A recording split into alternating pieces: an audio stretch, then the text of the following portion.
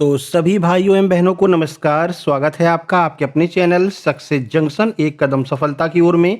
मेरा नाम है अतुल शुक्ला और हम लेकर के आ गए हैं आपके लिए मध्य प्रदेश पुलिस, मध्य प्रदेश सामान्य अर्हता, इसके अलावा मध्य प्रदेश ग्रुप 2 सब ग्रुप 4, मध्य प्रदेश ग्रुप 2 सब ग्रुप 1, इन सभी भर्ती परीक्षाएं जैसे आपकी कृषि विस्तार अधिकारी हो गया या फिर आगे जो भी एग्जाम आने वाले हैं उन सभी के लिए हमने सुपर एमसीक्यू क्लास चालू की है। जैसा कि आपको पता है हम सबसे पहले क्या कर रहे हैं, सबसे पहले टॉपिक वाइज आपको थ्योरी करवा दे रहे हैं। उसके बाद में उसी थ्योरी से किस तरह के प्रश्न आपके एग्जाम में आने वाले हैं वो सभी प्रकार के एमसीक्यू को हम यहाँ पर करवा रहे हैं।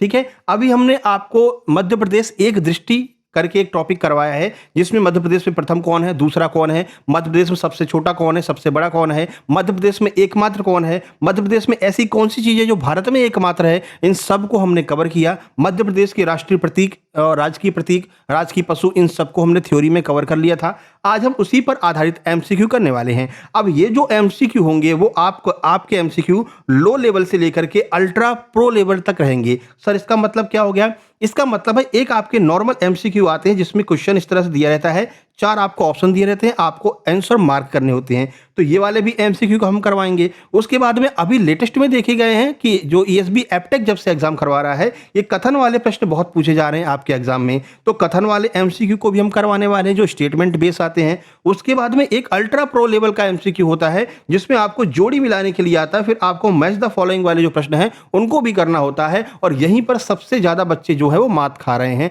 तो आपकी हम इन तीनों एमसीक्यू की प्रैक्टिस करवाने वाले हैं। तो जो हमारे साथ में अंत तक बना रहेगा वो यहां पर बहुत कुछ सीख करके जाएगा और इस आने वाली भर्ती परीक्षाओं में टॉप लेवल पर जो है तैयारी उसकी रहेगी। ठीक है, सारी बातें समझ में आ गई। तो सबसे पहले वीडियो को लाइक कर दीजिए और चैनल को सब्सक्राइब कर दीजिए क्योंकि हम पूरा का पूरा एमपीजी के जो है वो आपका यूट्यूब पर ही करवाने वाले हैं इन जो है वीडियोस के द्वारा, प्रैक्टिस के द्वारा। ठीक है ना, चलिए शुरू करते हैं। इसके अलावा अन्य जो सब्जेक्ट हैं उनको भी हम यहीं पर करवाएंगे। तो बस आपको केवल इतना करना है कि इस वीडियो को तुरंत शेयर कर देना है क्योंकि आपका सपोर्ट सबसे ज़्यादा महत्वपूर्ण है। जिस भी समय हमें ये लगेगा कि आप लोग सपोर्ट नहीं कर रहे हैं, वीडियो को शेयर नहीं कर रहे हैं, तो फिर हम इतनी मेहनत नहीं करेंगे। छाट छाट करके प्रश्न हम लेकर के आ रहे हैं, हर एग्जाम से क्वेश्चन निकाल करके लेके आ रहे हैं केवल केवल आपके लिए। ठीक है मेरे भाई, शुरू करें। प्रॉमिस करते हैं ना कि इसको शेयर करेंगे और लाइक करेंगे, है ना। चलिए शुरू करते हैं। आइए देखते हैं आज का पहला प्रश्न। देखिए ये कुछ इस तरह के प्रश्न जो है अभी रिसेंट में एमपी हॉस्पिटल असिस्टेंट एग्जाम में देखे गए हैं। कैसे प्रश्न बन रहे हैं देखिए। कह रहे हैं एक पशु है जो ब्रेडर प्रजाति का है, रूअर्स डुआसेली उसका नाम है, जो मुख्य रूप से कान्हा राष्ट्रीय उद्यान में पाया जाता है और मध्य प्रदेश का राजकीय पशु है। यहाँ पर किसके बारे में बात की जा रही है? इस तरह से घुमा करके प्रश्न जो है वो आपसे पूछा जाएगा। पहले वो पूछे जाते थे कि भाई मध्य प्रदेश का राजकीय पशु क्या है, आप तुरंत बता देते सर बारहसिंगा जो है राजकीय पशु है। अब वो जमाने चले गए मेरे भाई, है ना। अब प्रश्नों को घुमा करके पूछेंगे क्योंकि माइनस मार्किंग हुआ ही है। ठीक है, तो बताइए यहाँ पर किसके बारे में बात की जा रही है? तो यहाँ पर बात की जा रही है बारहसिंगा के बारे में जो मध्य प्रदेश का राजकीय पशु है और ये सारी की सारी जो जानकारी दी गई है वो उसी राजकीय पशु के बारे में दी गई है। ठीक है मेरे भाई, समझ में आ गया। सही आंसर आपका ऑप्शन नंबर ए हो जाएगा। चलिए कुछ एक्स्ट्रा फैक्ट भी लगे हाथ यहाँ पर देख लेते हैं।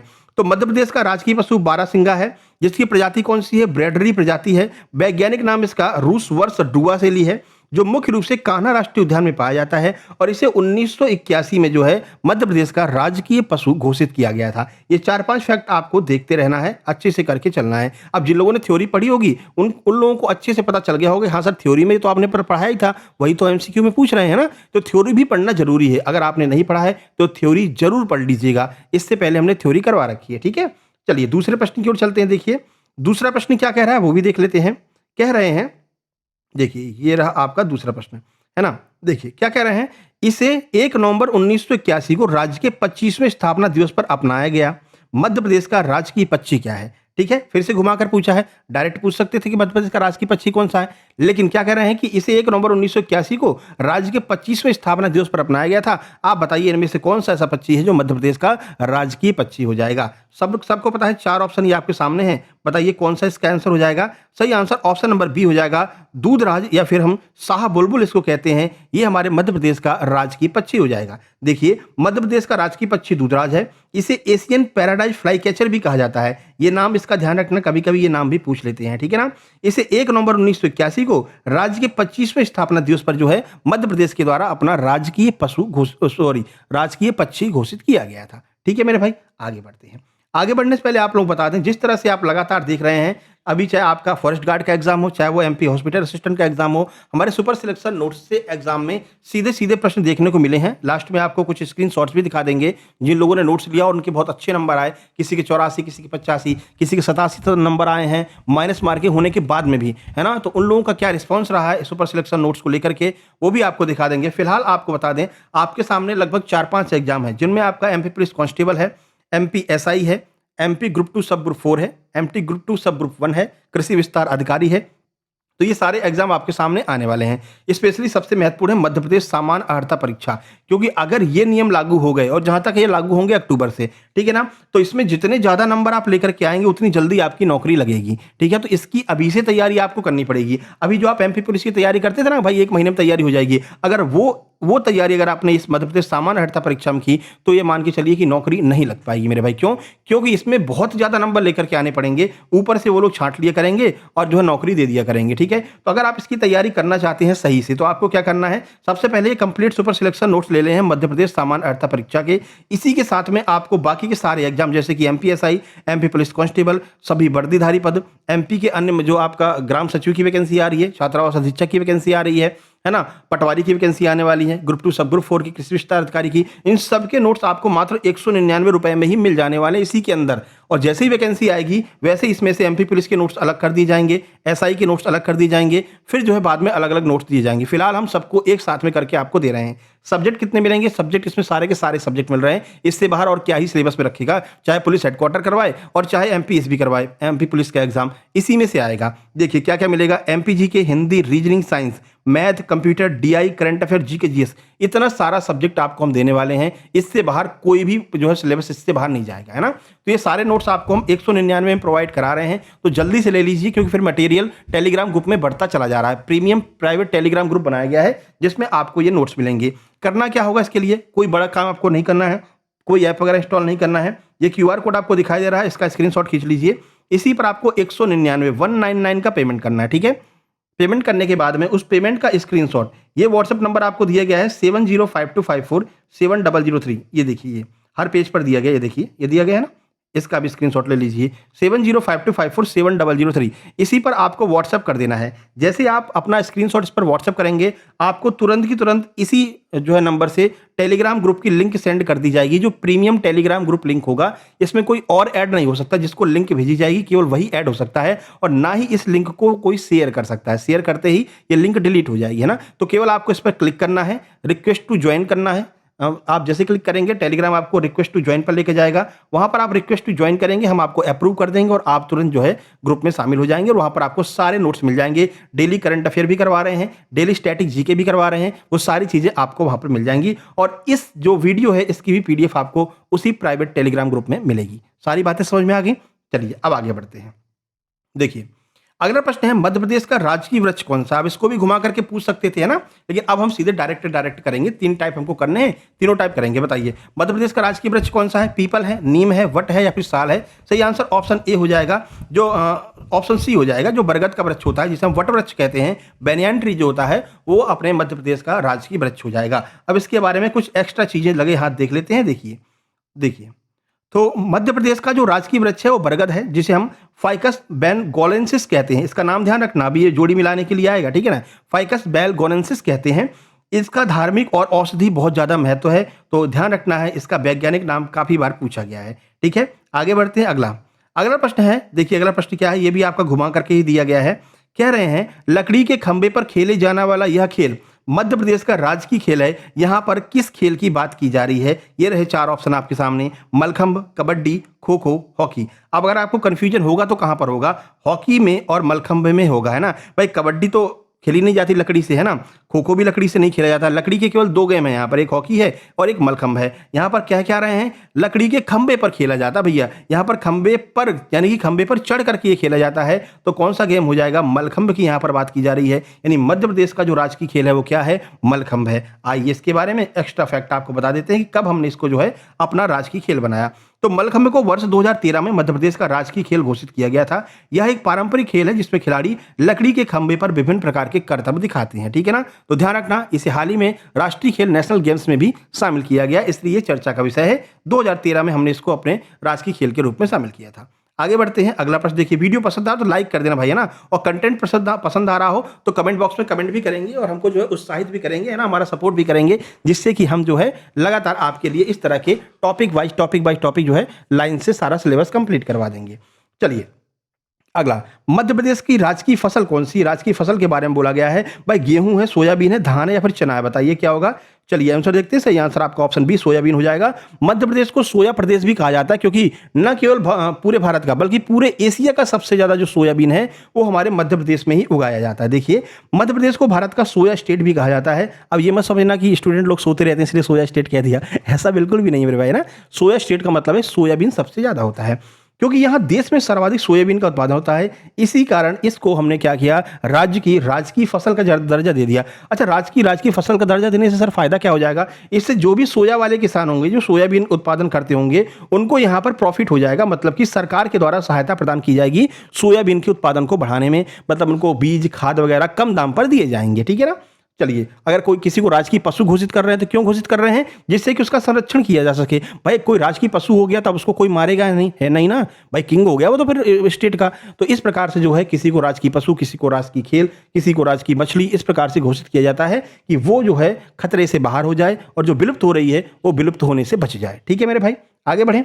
चलिए 6 नंबर देखिए, कह रहे हैं मध्य प्रदेश की सबसे ऊंची चोटी कौन सी है? अब अगर इसको थोड़ा सा घुमा फिरा करके बनाते तो क्या कर देते, कहते भाई मध्य प्रदेश की यह चोटी 1350 मीटर ऊंची है, ऐसे ऐसे इस जगह पर स्थित है, बताइए मध्य प्रदेश की सबसे ऊंची चोटी कौन सी है ना, ऐसे पूछ सकते थे। या ये कौन से जिले में स्थित है उसका नाम दे देते, फिर पूछते बताइए कौन सी है। तो गुरु शिखर हो गई, धूपगढ़ हो गई, अमरकंटक होगी, सिगार हो गई, बताइए कौन सी चोटी है जो मध्य प्रदेश की सबसे ऊंची चोटी है? सही आंसर आपका ऑप्शन बी हो जाएगा, धूपगढ़ की चोटी मध्य प्रदेश की सबसे ऊंची चोटी है। अभी ऊंचाई इसकी बताई थी 1350 मीटर इसकी ऊंचाई हो जाएगी। देखिए सतपुड़ा, देखो मध्य प्रदेश की सबसे ऊंची चोटी धूपगढ़ 1350 मीटर ऊंची है, जो सतपुड़ा पर्वत श्रेणी, कौन सी श्रेणी में? सतपुड़ा पर्वत श्रेणी के अंतर्गत पचमढ़ी, नर्मदापुरम और होशंगाबाद जिले में स्थित है। अब थोड़ा सा घुमाकर बनाते तो क्या बनाते, कहते भाई सतपुड़ा पर्वत श्रेणी में स्थित यह चोटी मध्य प्रदेश की सबसे ऊंची चोटी है, बताइए ये कौन सी चोटी है? तो फिर आप बता देते भैया ये चोटी कौन सी हो जाएगी, धूपगढ़ की चोटी 1350 मीटर ऊंचाई है।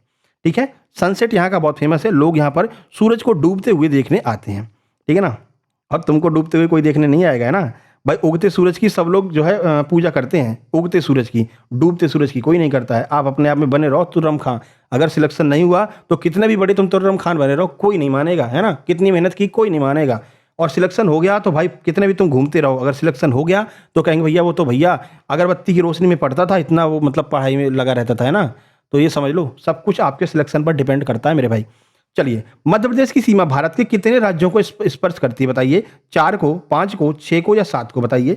सही आंसर आपका हो जाएगा 5। शुरू में ही हमने पहली वाली स्लाइड में ही कराया था, आपकी थ्योरी में पहली वाली स्लाइड में कराया था, पूरा एमपी का मैप बना हुआ था, कौन सा स्टेट कौन सी तरफ है ये भी पूरा मैप के थ्रू हमने आपको दिखाया था, है ना, पूरी दिशा वगैरह सब कुछ बताई थी थ्योरी में।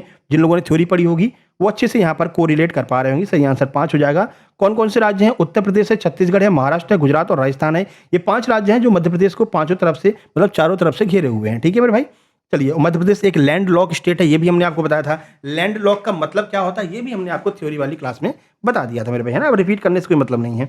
चलिए अगला देखिए, अगला प्रश्न है कौन सी प्रमुख अक्षांश रेखा मध्य प्रदेश की लगभग मध्य से गुजरती है, बताइए कौन सी ऐसी रेखा जो बिल्कुल मध्य से होकर के गुजरती है। अब इसको अगर थोड़ा सा घुमा कर फिरा कर बनाते हैं तो क्या बनाते हैं कि वह कौन सी रेखा है जो मध्य प्रदेश के एकदम बीच से 14 जिलों से होकर के गुजरती है। एक आध जिलों का नाम भी डाल देते, मतलब प्रश्न को बड़ा कर देंगे, ठीक है ना, कि तुम कंफ्यूज हो जाओ देखते, अरे सर ये तो खतरनाक वाला प्रश्न आ गया ना भैया, तुम्हारे लिए तो और फायदेमंद हो गया है ना, कि 14 जिले से गुजर रही है तो ये तो यार अपनी कर्क रेखा हो सकती है ना। तो चलिए आंसर देख लेते हैं, इसका सही आंसर क्या हो जाएगा? सही आंसर कर्क रेखा हो जाएगा, ट्रॉपिक ऑफ कैंसर हो जाएगा। ठीक है, देखिए कर्क रेखा जो 23 डिग्री 5 मिनट उत्तरी अक्षांश मध्य प्रदेश के 14 जिले से होकर गुजरती है और यह राज्य को लगभग 2 बराबर भागों में बांट देती है। ट्रिक भी आपको बताई है, रताऊ, आगरा, भौरासा, दमजम, कटनी, उमरासा, है ना। इसमें सारे के सारे जिले आ जाएंगे जो 14 जिले हैं जहां से होकर के हमारी कर्क रेखा गुजरती है भाई। रतलाम, उमरिया, ऐसे रताऊ, दमजम, दमोह, जबलपुर, कटनी, उमरिया, ये सारे जो है जिले इसके अंतर्गत आ जाएंगे।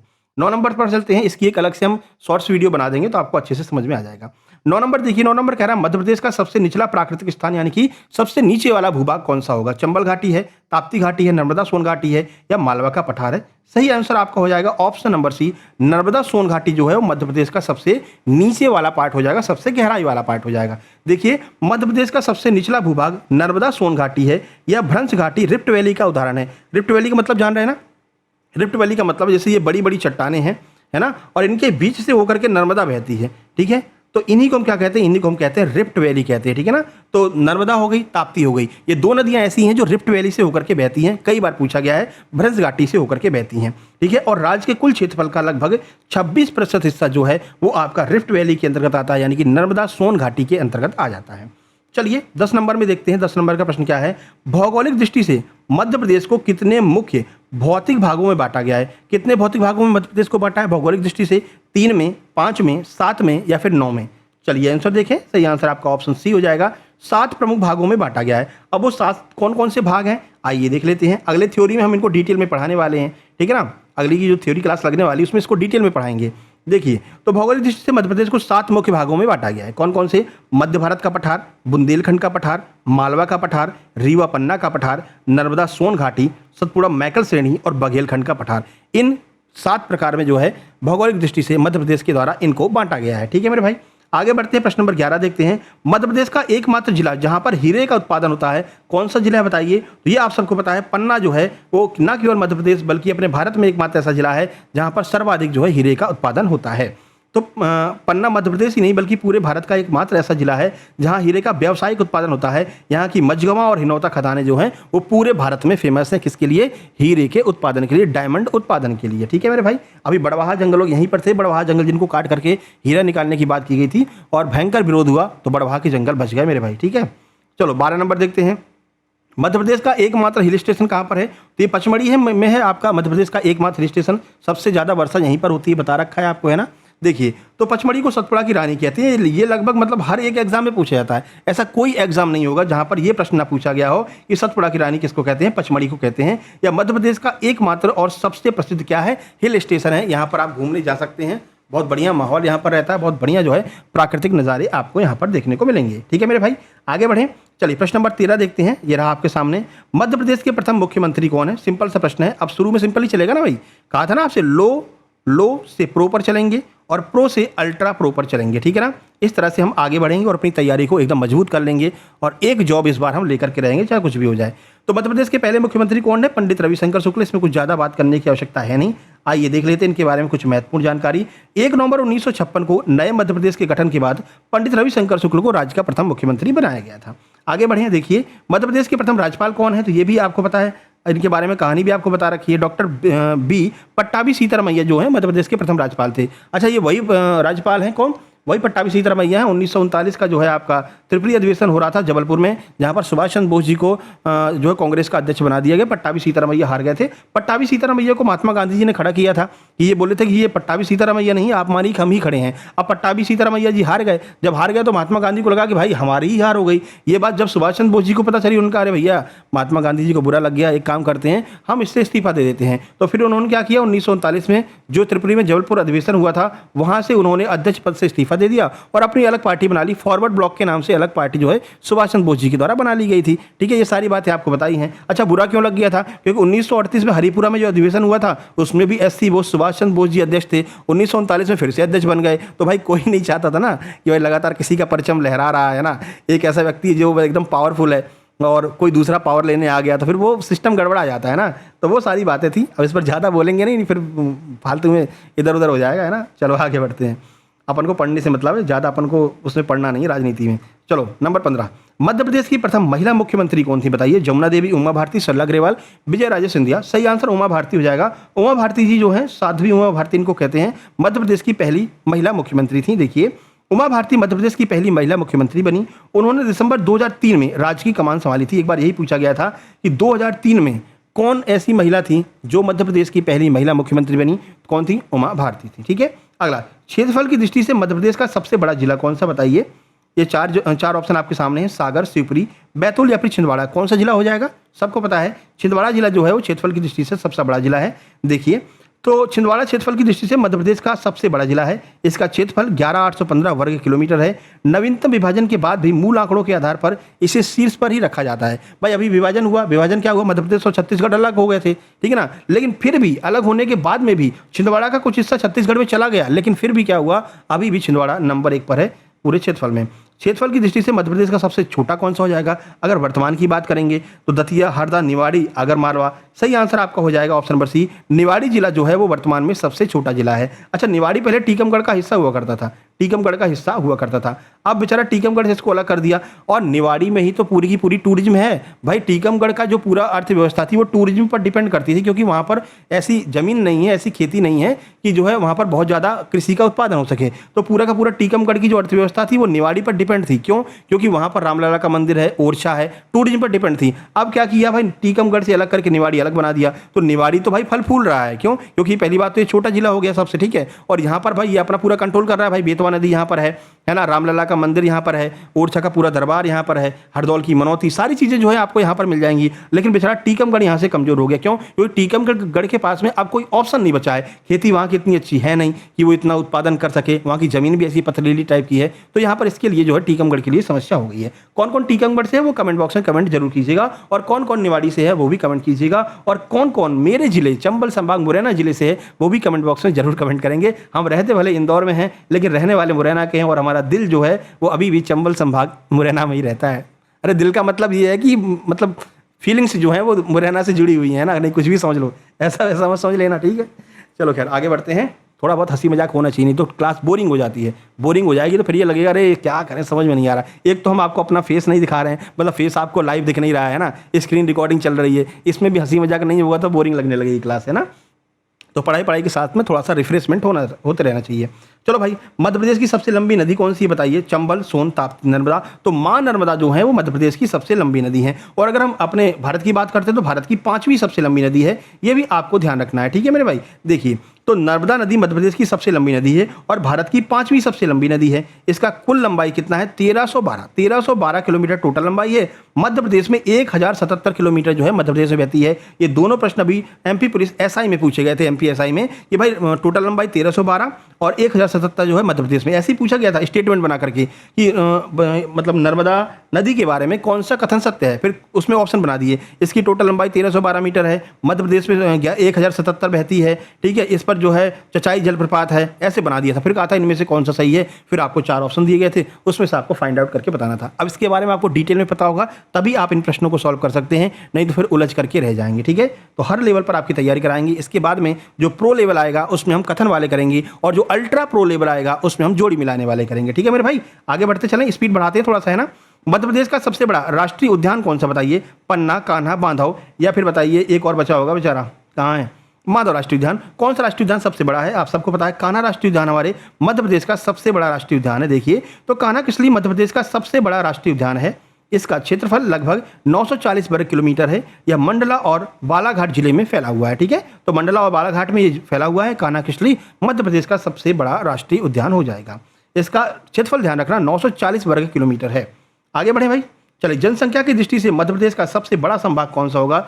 जबलपुर, भोपाल, उज्जैन, इंदौर, बताइए। तो ये वही संभाग हो जाएगा जहां पर वर्तमान में हैं हम, यानी कि इंदौर जो है वो सबसे बड़ा संभाग हो जाएगा। तो 2011 की जनगणना के आधार पर मध्य प्रदेश का सबसे बड़ा संभाग जनसंख्या में अगर हम बात करते हैं तो इंदौर है, जबकि क्षेत्रफल के आधार पर सबसे बड़ा कौन सा हो जाएगा? जबलपुर हो जाएगा। दोनों ध्यान रखिए, अगर क्षेत्रफल की बात की जा रही है तो आप जबलपुर को टिक करेंगे, अगर जनसंख्या की बात की जा रही है तो आप किसको टिक करेंगे? इंदौर को टिक करेंगे, ठीक है। इस तरह से आपको ध्यान रखना है मेरे भाई।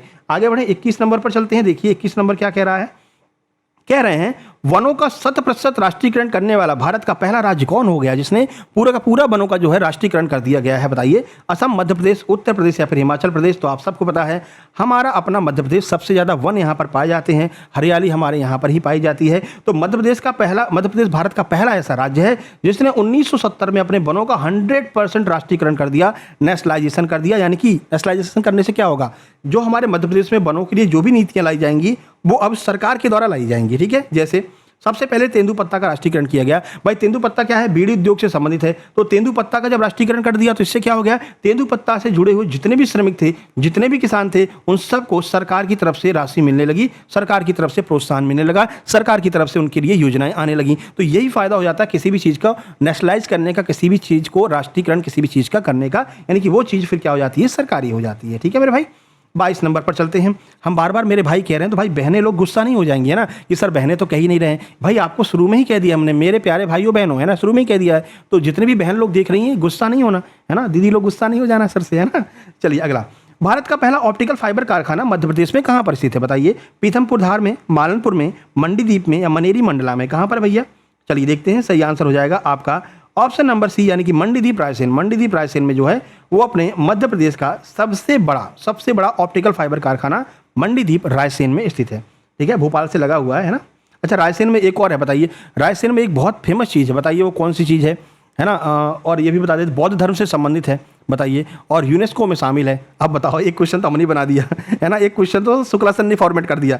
मध्य प्रदेश के रायसेन में एक ऐसी चीज़ है जो बौद्ध धर्म से संबंधित है ना, बौद्ध धर्म से संबंधित है। दूसरी बात, यूनेस्को में शामिल है। अब बताओ कौन सी ऐसी चीज़ है, तो बता दीजिए कमेंट बॉक्स में कमेंट करके, एक्स्ट्रा क्वेश्चन मिल गया तुमको। ठीक है, चलिए फिलहाल इसके बारे में बताते हैं। तो भारत का पहला ऑप्टिकल फाइबर कारखाना मंडीदीप, जिला रायसेन, मध्य प्रदेश में जापान के सहयोग से बनाया गया था। ठीक है, तो जापान देश के तकनीकी सहयोग से इसको स्थापित किया गया था, यह बात भी आपको एकदम ध्यान रखनी है। चलें आगे बढ़ें, अगला प्रश्न देखिए, ये रहा अगला प्रश्न आपके सामने। भारत का पहला गौ अभ्यारण्य मध्य प्रदेश के किस जिले में स्थित है, बताइए। कौन से जिले में भारत का पहला गौ अभ्यारण्य बनाया गया है, आगरमालवा, राजगढ़, शाजापुर, उज्जैन। आइए आंसर देखते हैं, प्रश्न का सही answer Agar Malwa, option number A हो जाएगा। तो भारत का प्रथम गौ अभ्यारण्य, जिसे हम कामधेनु गौ अभ्यारण्य कहते हैं, मध्य प्रदेश के आगरमालवा जिले के सालरिया ग्राम में बनाया गया है। एक बार ये ग्राम ही पूछ लिया गया था, सालरिया ग्राम। ठीक है, डीपली क्वेश्चन भी बन सकते हैं, तो आगरमालवा नहीं पूछेंगे, कामधेनु गौ अभ्यारण्य नहीं पूछेंगे, तो गाँव का नाम पूछेंगे, तो सालरिया ग्राम आपको बताना है मेरे भाई। ठीक है, आगे बढ़ते हैं, 24 नंबर ये रहा आपके सामने, बताइए। भारत का पहला हीरा संग्रहालय मध्य प्रदेश में कहाँ पर स्थापित किया गया, बताइए। पन्ना में, खजुराहो में, रीवा में या फिर छतरपुर में। चलिए आंसर देखते हैं, सही आंसर ऑप्शन नंबर बी हो जाएगा। खजुराहो में जो है भारत का पहला हीरा संग्रहालय खोला गया है। तो भारत का पहला हीरा संग्रहालय खजुराहो, छतरपुर के जिले के खजुराहो में स्थापित किया गया है। अच्छा, छतरपुर कौन कौन गया है, बागेश्वर धाम सरकार, भाई हम तो हुआ है, 2 बार हुआ है बागेश्वर धाम सरकार, है ना।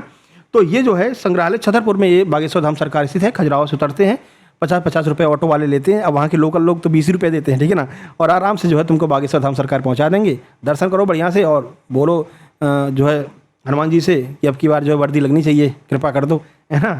तो बस तैयारी भी करते रहो, सब कुछ चाहिए भाई, दवा और दुआ सब कुछ चाहिए, तभी किस्मत भी अगर आपके साथ होगी, मेहनत भी साथ होगी, तो फाइनली आपको मंजिल मिल जाएगी।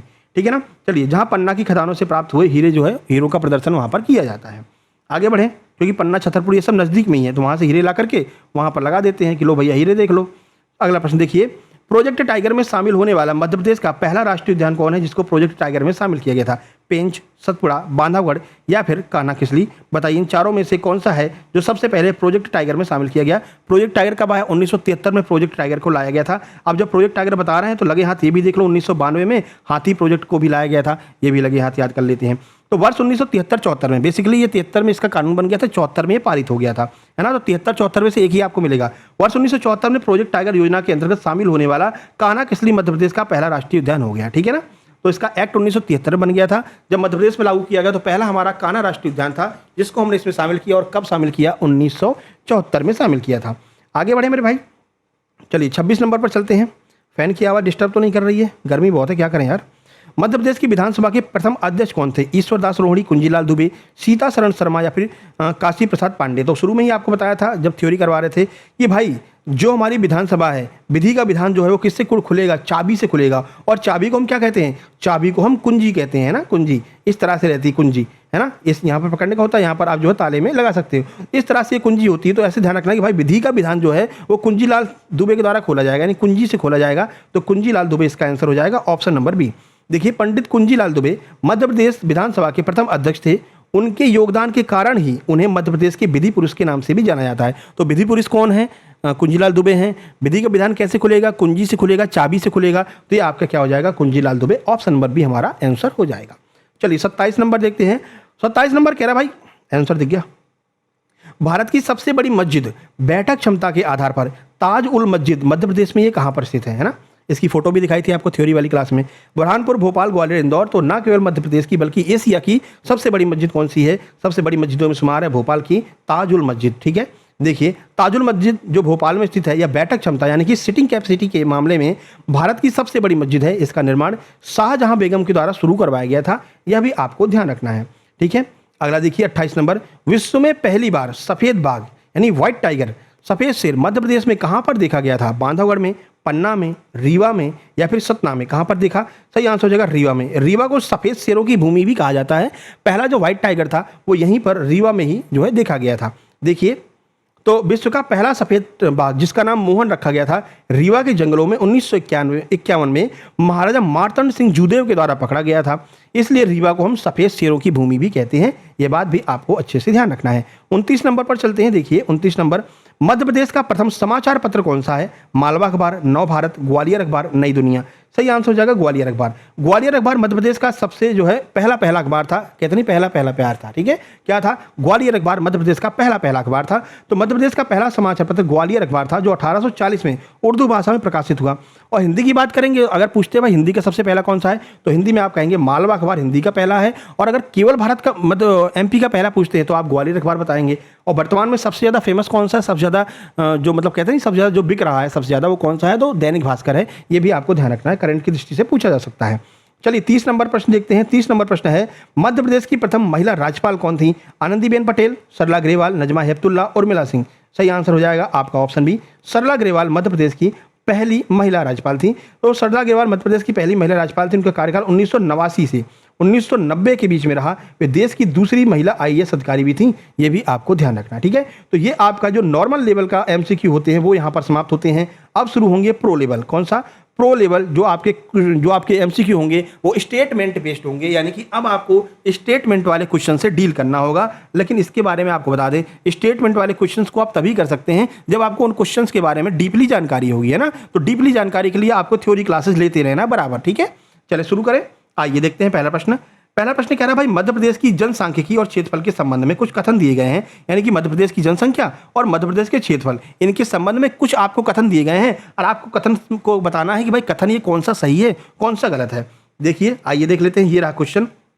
कह रहे हैं कि भाई क्षेत्रफल की दृष्टि से मध्य प्रदेश भारत का दूसरा सबसे बड़ा राज्य है। क्या ये बात सही है? भाई पहले पर तो राजस्थान है, क्या दूसरे पर एमपी है या नहीं है? अभी बताते हैं। भारत में अनुसूचित जाति यानी एससी की सर्वाधिक जनसंख्या मध्य प्रदेश में पाई जाती है। क्या ये बात सही है या नहीं है? देखिए, तो अगर केवल एक सही है तो आप लगाएंगे ऑप्शन नंबर ए, यानी केवल एक सही। अगर केवल दूसरा सही है तो आप लगाएंगे ऑप्शन नंबर बी, केवल दो सही। अगर ना एक और दो दोनों सही हैं तो आप लगाएंगे ऑप्शन नंबर सी, एक और दो दोनों सही। और अगर एक भी सही नहीं है यानी दोनों गलत हैं तो आप लगाएंगे ऑप्शन नंबर डी, ना तो एक ना तो दो। बताइए कौन सी बात सही है यहाँ पर?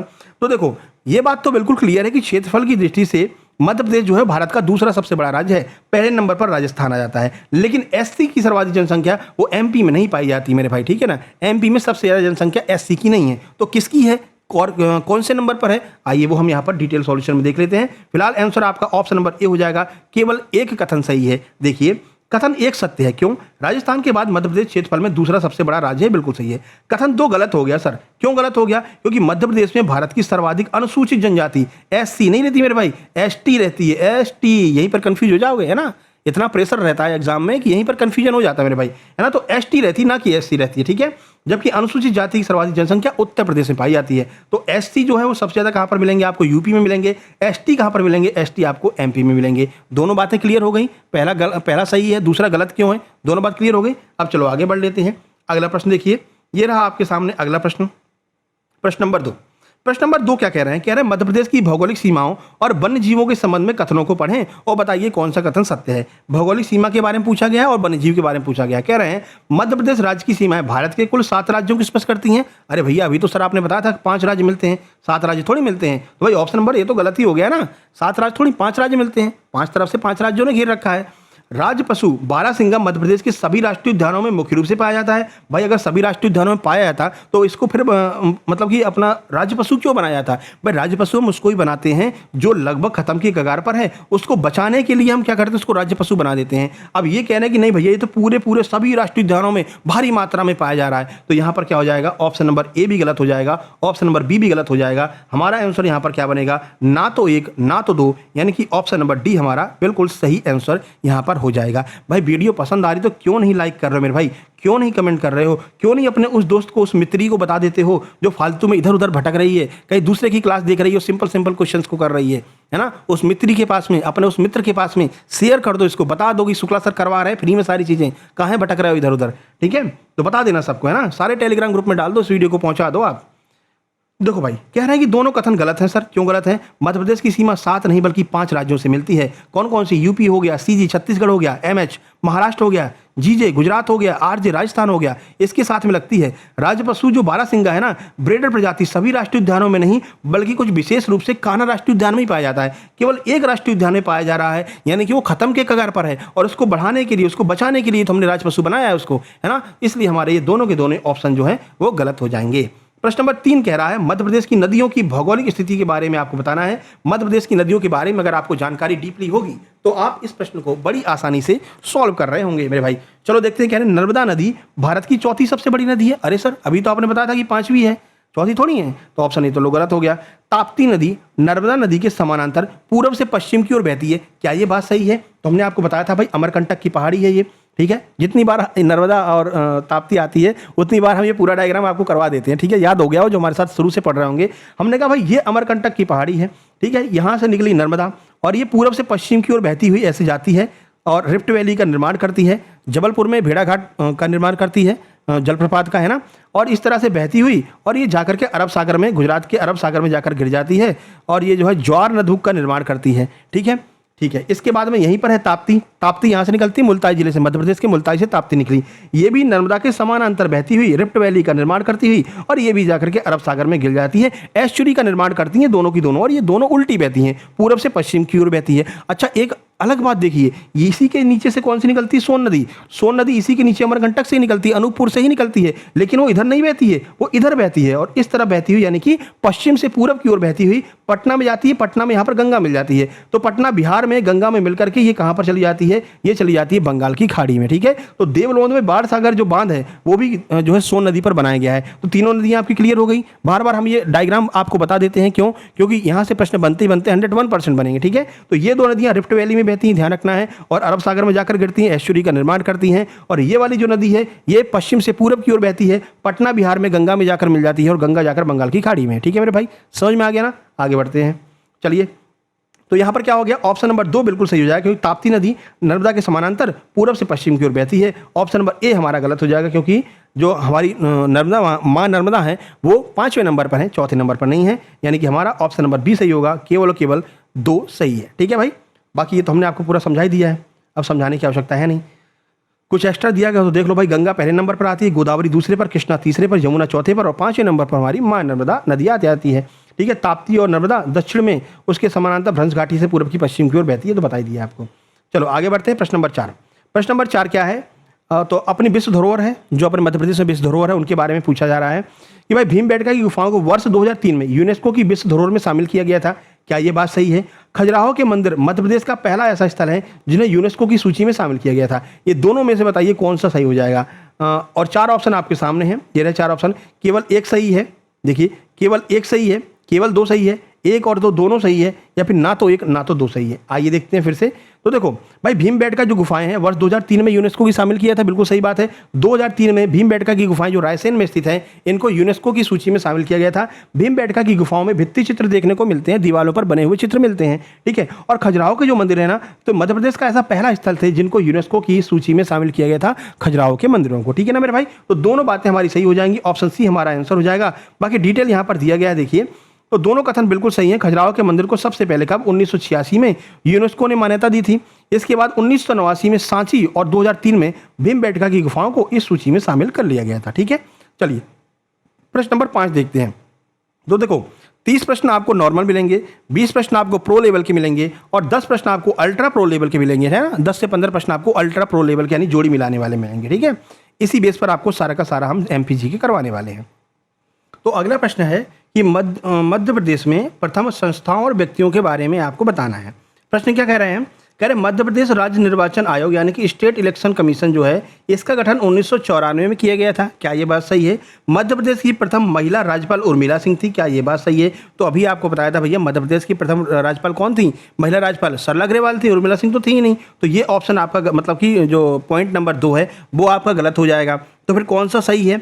अगर हम पहले वाले की बात करते हैं तो पहले वाले में देखो मध्य प्रदेश राज्य निर्वाचन आयोग का गठन 1994 में किया गया था। ये बात बिल्कुल सही है। 1994 में जो है आपका मध्य प्रदेश राज्य निर्वाचन आयोग का गठन किया गया था। क्यों? क्योंकि 73वां 74वां संविधान संशोधन उसी टाइम पर तो हुआ था 1994 में। देखिए तो कथन एक सत्य है, 73वें और 74वें संविधान संशोधन के बाद 1994 में राज्य निर्वाचन आयोग का गठन किया गया।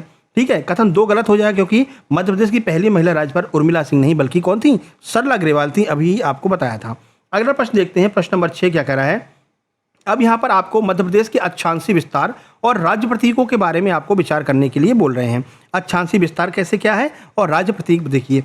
पहला कह रहा है भाई कर्क रेखा मध्य प्रदेश के 12 जिलों से, अरे सर अभी तो आपने बताया था 14 जिलों से गुजरती है। रतौ, आगरा, सिभौरा सा, दमदम, कटनी, उमरा सा, ट्रिक भी बताई थी। तो ये और पहला वाला तो गलती हो जाएगा। 12 नहीं सर 14 राज्यों से गुजरती है, मतलब 14 जिलों से गुजरती है। ठीक है, राजकीय पक्षी दूधराज को वर्ष 2000 में छत्तीसगढ़ के विभाजन के समय अपनाया गया था। ये भी आपका गलत हो जाएगा। दोनों ऑप्शन गलत हो जाएंगे। क्यों गलत हो जाएंगे उसका डिटेल सॉल्यूशन आप यहाँ पर देख सकते हैं। फिलहाल ऑप्शन नंबर डी हमारा सही हो जाएगा। ना तो 1 सही है और ना ही 2 सही है। देखो दोनों कथन असत्य हैं। क्यों? कर्क रेखा मध्य प्रदेश के 14 जिलों से गुजरती है, ये बात सही हो जाएगी। ठीक है, उसके बाद में जो हमारा राजकीय पक्षी दूधराज है, ये एशियन पैराडाइज फ्लाई कैचर जिसको हम कहते हैं, इसको राज्य के 25वें स्थापना दिवस के अवसर पर 1 नवंबर 1981 को अपनाया गया था। ऐसा नहीं कि छत्तीसगढ़ अलग हुआ तो अपना लिया, ना ना भैया। इसको कब अपनाया था हमने? इसको हमने 1 नवंबर 1981 को अपनाया था, 2000 में नहीं अपनाया था मेरे भाई। आगे बढ़ते हैं, चलिए प्रश्न नंबर 7। प्रश्न नंबर 7 किसके बारे में कह रहा है? प्रश्न नंबर के 7 है जो आपका कह रहा है मध्य प्रदेश के प्रमुख औद्योगिक क्षेत्र के बारे में आपको बताना है कि कौन सा औद्योगिक क्षेत्र यहाँ पर मैच कर रहा है। चलिए देखते हैं। धार जिले में पीथमपुर को भारत का मैनचेस्टर कहा जाता है। क्या ये बात सही है? दूसरा, बुरहानपुर जिले में स्थित नेपानगर अपने अखबारी कागज कारखाने के लिए फेमस है। क्या ये बात सही है? इसमें केवल दूसरा वाला सही है। भारत का मैनचेस्टर पीथमपुर को थोड़ी कहते हैं भाई, इसको भारत का डेट्रॉइट कहते हैं। डेट्रॉइट जानते हैं ना? डेट्रॉइट का अर्थ ये होता है भाई वहाँ पर जो आपके कार वगैरह होते हैं, कार के पार्ट्स बनते हैं ना। तो भाई एक ब्रिटेन में एक स्थान है डेट्रॉइट। डेट्रॉइट जो है ब्रिटेन में है डेट्रॉइट। इसमें क्या होता है, कार के पार्ट्स जो बनते हैं उसकी सबसे बड़ी जो है मतलब कह सकते हैं जो मतलब मैन्युफैक्चरिंग जो फैक्ट्री है वो डेट्रॉइट में है। इसी तरह से अपने जो पीथमपुर धार में है यहाँ पर भी कार के पार्ट्स बनते हैं, इसलिए इसको भारत का डेट्रॉइट कहा जाता है, ना कि मैनचेस्टर कहा जाता है। ठीक है, तो आपका ऑप्शन नंबर मतलब कि पहला गलत हो जाएगा और दूसरा सही होगा। तो सही आंसर आपका ऑप्शन नंबर बी हो जाएगा। केवल जो है 2 सही है। देखिए कथन 1 गलत है क्योंकि पीथमपुर को ऑटोमोबाइल उद्योग के कारण भारत का डेट्रॉइट कहा जाता है। ठीक है ना। भारत का मैनचेस्टर अहमदाबाद को कहते हैं। कथन 2 सत्य हो जाएगा। क्यों? नेपानगर जो है अखबारी कागज के लिए प्रसिद्ध है। तो कथन नंबर 2 बिल्कुल सही हो जाएगा, लेकिन कथन नंबर जो 1 है वो हमारा गलत हो जाएगा। ठीक है, चलिए प्रश्न नंबर 8। मध्य प्रदेश की प्राकृतिक संपदा और प्रतीकों के बारे में आपसे कुछ प्रश्न पूछे जा रहे हैं। कह रहे मध्य प्रदेश पूरे भारत में तेंदुपत्ता का सबसे बड़ा उत्पादक है। क्या ये बात सही है? दूसरा, राजकीय वृक्ष बरगद को मध्य प्रदेश के 25वें स्थापना दिवस पर घोषित किया गया था। क्या ये बात सही है? ये दोनों बातें हमारी सही हो जाएंगी, यानी कि हमारा सही आंसर होगा ऑप्शन नंबर कौन सा? सी हो जाएगा, जहां पर बताएंगे भाई 1 और 2 दोनों सही हैं। देखिए दोनों कथन सही है। क्यों सही है? भारत के कुल तेंदुपत्ता उत्पादन का 60% से अधिक हिस्सा हमारे मध्य प्रदेश से आता है। यानी कि भारत में जितना भी उत्पादन हो रहा है उसका 60% केवल हमारे एमपी से ही आ जाता है मेरे भाई। ठीक है, अगला, इसका उपयोग कहां पर करते हैं? बीड़ उद्योग में इसका उपयोग करते हैं। 1 नवंबर 1981 25वें स्थापना दिवस पर राजकीय पशु, राजकीय पक्षी, राजकीय वृक्ष को एक साथ अपनाया गया था। इन 3 चीजों को एक साथ अपनाया गया था। यह बात आपको अच्छे से ध्यान रखनी है। ठीक है, चलिए प्रश्न नंबर 9 पर चलते हैं। टाइम ज्यादा हो रहा है, अपनी स्पीड थोड़ी सी कम है, स्पीड को बढ़ाते हैं। प्रश्न नंबर 9 कह रहा है मध्य प्रदेश के प्रमुख शहरों और भौगोलिक सांस्कृतिक स्थिति के बारे में आपको बताना है कि कौन कौन सी बातें यहाँ पर जो है मैच कर रही हैं।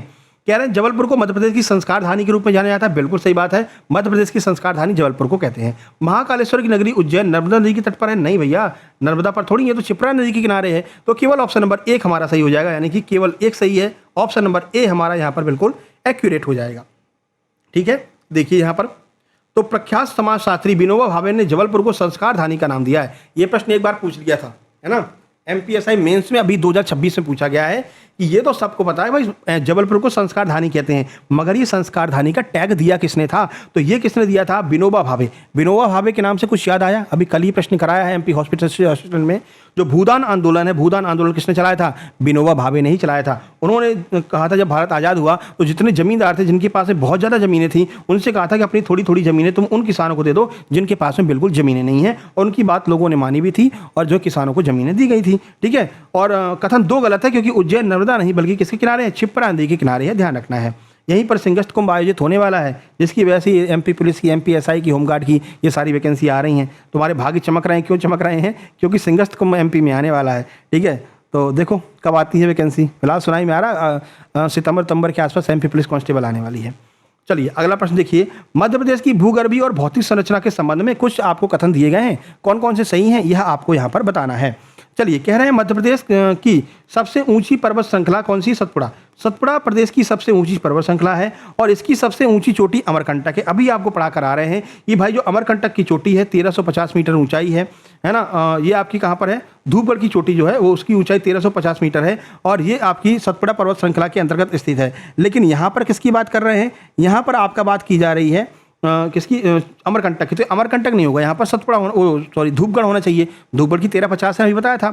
मालवा का पठार मुख्य रूप से जलोढ़ मिट्टी से निर्मित है। क्या मालवा के पठार में जलोढ़ मिट्टी पाई जाती है? तो ये जलोढ़ मिट्टी नहीं पाई जाती भाई। मालवा का पठार पूरा का पूरा गेहूं की डलिया कहते हैं ना, यहाँ पर काली मिट्टी का प्रसार ज़्यादा मिलता है। तो ऑप्शन ए भी गलत, ऑप्शन बी भी गलत। क्यों? क्योंकि अमरकंटक नहीं, धूपगढ़ होगी सबसे ऊंची चोटी। सतपुड़ा में तो है लेकिन अमरकंटक नहीं है, वो धूपगढ़ है। देखिए दोनों ऑप्शन गलत हो जाएंगे, ना तो एक ना तो बी। देखिए तो दोनों गलत हैं। क्यों? सतपुड़ा की सबसे ऊंची चोटी अमरकंटक नहीं बल्कि धूपगढ़ है, 1350 मीटर।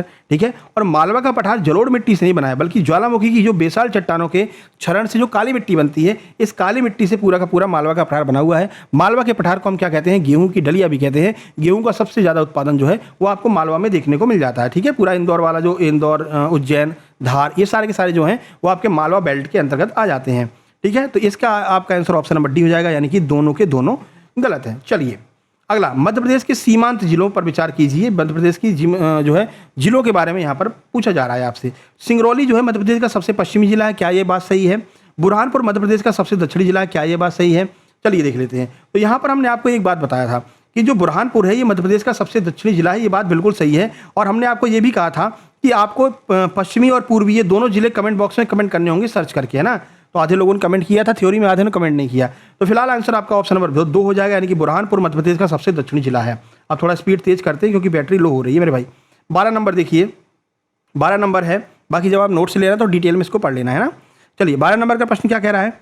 12 नंबर का प्रश्न कह रहा है भाई कि ग्वालियर के किले को भारत का जिब्राल्टर कहते हैं क्या? बिल्कुल सही बात है, भारत का जिब्राल्टर ग्वालियर के किले को कहते हैं। सांची के मुख्य बौद्ध स्तूप का मूल निर्माण सम्राट अशोक के द्वारा करवाया गया था। ये दोनों बातें सही हैं। सांची राजस्थान में जो स्थित है, ये इसका जो मूल निर्माण है वो किसने करवाया था? अशोक ने करवाया था। जब वो अवंती यानी उज्जैनी का गवर्नर हुआ करता था तब उसने जो है इसका निर्माण करवाया था। दोनों बातें यहाँ पर सही हो जाएंगी, यानी कि ऑप्शन नंबर सी हमारा बिल्कुल सही आंसर हो जाएगा। ठीक है, इसको आप आराम से वीडियो पॉज करके पढ़ लेना। चलिए आगे बढ़ते हैं। 13 नंबर प्रश्न राष्ट्रीय उद्यानों पर पूछा गया है। राष्ट्रीय उद्यानों के बारे में तो बहुत जानकारी है सबको, है ना। चलिए देखते हैं कितनी जानकारी है। राष्ट्रीय उद्यानों की विशेषताओं के संबंध में पूछा जा रहा है। पहला दे रहे हैं पॉइंट कि बांधवगढ़ राष्ट्रीय उद्यान मध्य प्रदेश में बंगाल टाइगर्स का घनत्व सबसे अधिक है, यानी बांधवगढ़ टाइगर जो रिजर्व है इसमें सबसे ज़्यादा बंगाल टाइगर पाए जाते हैं। क्या ये बात सही है? पेंच राष्ट्रीय उद्यान अपनी सीमा मध्य प्रदेश और छत्तीसगढ़ के साथ साझा करता है। क्या ये बात सही है? तो केवल हमारा ऑप्शन नंबर ए सही हो जाएगा, दूसरा हमारा सही नहीं होगा। क्यों नहीं सही होगा वो आइए बता देते हैं। देखो 32 पहाड़ियों से घिरे बांधवगढ़ उमरिया में बाघों का सबसे ज़्यादा घनत्व हमें देखने को मिलता है, यानी कि हर 8 किलोमीटर पर हमें एक टाइगर देखने को मिल जाएगा। तो टाइगर अगर आपको देखना है तो बांधवगढ़ में जाइएगा। कथन 2 गलत हो जाएगा। क्यों? क्योंकि पेंच राष्ट्रीय उद्यान की सीमा जो है छत्तीसगढ़ से नहीं भैया मेरे, महाराष्ट्र के साथ में लगती है। इसलिए हमारा ऑप्शन नंबर जो 2 है वो यहाँ पर कथन नंबर 2 जो है वो गलत हो जाएगा। चलिए राज्य की घोषणाओं के बारे में कुछ प्रश्न यहाँ पर बताया जा रहा है, यानी कि हमारे फसलों से संबंधित कुछ प्रश्न हैं। देखिए सोयाबीन को मध्य प्रदेश का राजकीय फल घोषित किया गया। अरे भैया राज की फसल है, फल थोड़ी है, तो राज की फसल है सोयाबीन, है ना। तो ऑप्शन नंबर जो पहला कथन है वो गलत हो जाएगा। दूसरा कथन क्या कह रहे हैं? पारंपरिक खेल मल्लखंभ को वर्ष 2005 में मध्य प्रदेश का राजकीय खेल चुना गया था। क्या ये बात सही है बताइए? तो भाई ये दोनों बातें गलत हो जाएंगी। 2005 में थोड़ी इसको शामिल किया गया था, 2013 में किया था, अभी तो ऊपर बताए हैं। दोनों गलत हो जाएगा। तो देखिए दोनों कथन गलत है। क्यों? सोयाबीन मध्य प्रदेश की राज्य की फसल है और 2005 में नहीं 2013 में राज्य के खेल इसको बनाया गया था। नेशनल गेम्स में भी इसको शामिल कर लिया गया है, ये भी हमने आपको बता दिया था। चलिए प्रश्न नंबर 15, प्रश्न नंबर 15 आपके सामने, बताइए कौन सा सही है। कह रहे हैं जलप्रपातों के बारे में, वाटरफॉल्स के बारे में कुछ प्रश्न आपसे पूछ रहे हैं। कपिल धारा जलप्रपात मध्य प्रदेश का सबसे ऊंचा जलप्रपात है, क्या ये बात सही है? या फिर चचाई जलप्रपात जो रीवा जिले में है वो बीहड़ नदी पर स्थित है, बताइए इनमें से कौन सा कथन सत्य हो जाएगा। तो हम जानते हैं भैया ऑप्शन नंबर ए गलत है, क्योंकि सबसे ऊंचा जलप्रपात जो हमारा है वो कपिल धारा नहीं है, ठीक है ना। और चचाई जलप्रपात जो है वो रीवा के बीहड़ जिले में, मतलब बीहड़ नदी पर स्थित है, ये बिल्कुल सही है, केवल 2 सही हो जाएगा। देखो अब देखो पहला कथन गलत क्यों है, तो कपिल धारा जो है अमरकंटक में है, लेकिन ये सबसे ऊंचा नहीं है। मध्य प्रदेश का सबसे ऊंचा जो जलप्रपात है वो बहुटी है। कौन सा? बहुटी। पूर्व में चचाई को माना जाता था, लेकिन अब बहुटी हो गया है, ठीक है। कथन 2 सत्य है। चचाई जलप्रपात कौन सी नदी पर है? बीहड़ नदी पर स्थित है, ध्यान रखना आप। आगे बढ़ें, 16 नंबर। देखो 16 नंबर क्या कर रहा है, शिक्षा और स्वच्छता के बारे में कुछ आपसे जो है प्रश्न पूछे जा रहे हैं। शिक्षा और स्वच्छता के संबंध में, शिक्षा और स्वच्छता में मध्य प्रदेश के कीर्तिमान के संबंध में कुछ आपसे फैक्ट पूछे जा रहे हैं। कथन नंबर 1 क्या कह रहा है? कथन नंबर 1 कह रहा है इंदौर ने स्वच्छ सर्वेक्षण में लगातार कई वर्षों तक भारत के सबसे स्वच्छ शहर का खिताब जीता है। बिल्कुल सही बात है, अभी भी इंदौर जो है वो नंबर 1 पर बना हुआ है। हाँ, यहाँ पर सांस लेकर के देखो, ताज़ी सांस लगती है, ठीक है मेरे भाई। चलिए नंबर 2 देखिए, कह रहे हैं कि इंदौर पूरे भारत का एकमात्र ऐसा शहर है जहाँ पर IIT यानी कि भारतीय प्रौद्योगिकी संस्थान और IIM यानी कि भारतीय प्रबंधन संस्थान दोनों हैं। ये दोनों बातें सही हैं, सबसे स्वच्छ भी है, और ये IIT और IIM दोनों जो है इंदौर में देखने को मिलते हैं। ऑप्शन नंबर सी हमारा बिल्कुल सही हो जाएगा। और ये एकमात्र ऐसा इकलौता शहर है जहाँ पर आपको IIT मिल जाएगा, जो 2009 में बना था, IIM 1996 में बना था। दोनों उच्च शिक्षण संस्थान आपको जो है इंदौर में देखने को मिल जाएंगे। चलिए मेरे भाई 17 नंबर पर चलते हैं।